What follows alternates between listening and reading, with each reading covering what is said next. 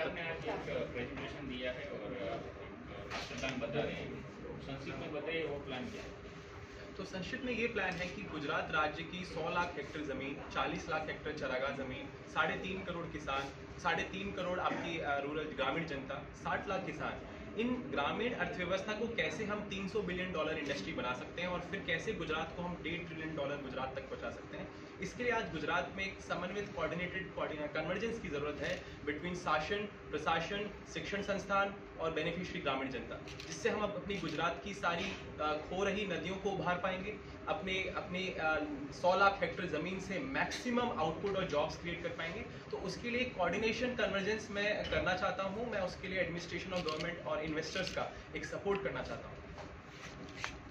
कैसे ये होगा, मतलब आप इन्वेस्टर कैसे इन्वेस्ट करेंगे, कैसे फायदा होगा, फार्मर को कैसे बेनिफिट रहेगा। तो आप जानते हैं इस प्रजातांत्रिक देश में जो जनता है वो 84 संगठनों में बटी हुई है।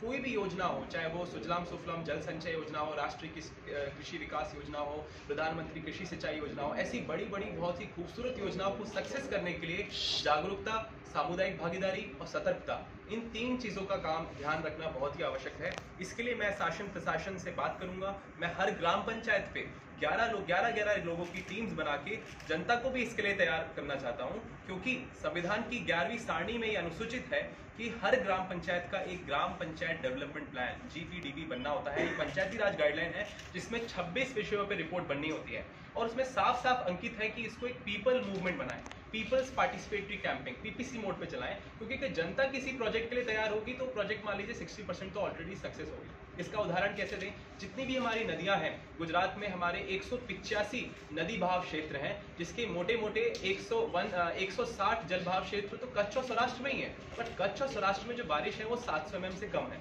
तो जल भाव क्षेत्र है, बारिश कम है, सॉल्यूशन दिख रहा है हमें, जल भाव क्षेत्र विकास, वाटरशेड डेवलपमेंट। तो हम अगर अपने 160 जल भाव क्षेत्र को कच्छ और सौराष्ट्र में डेवलप कर लेते हैं तो हम अपनी ग्रामीण जनता, जो 3.5 करोड़ ग्रामीण जनता है, उसको खुद ही स्वावलंबी बनने का एक सही योजना दे सकते हैं।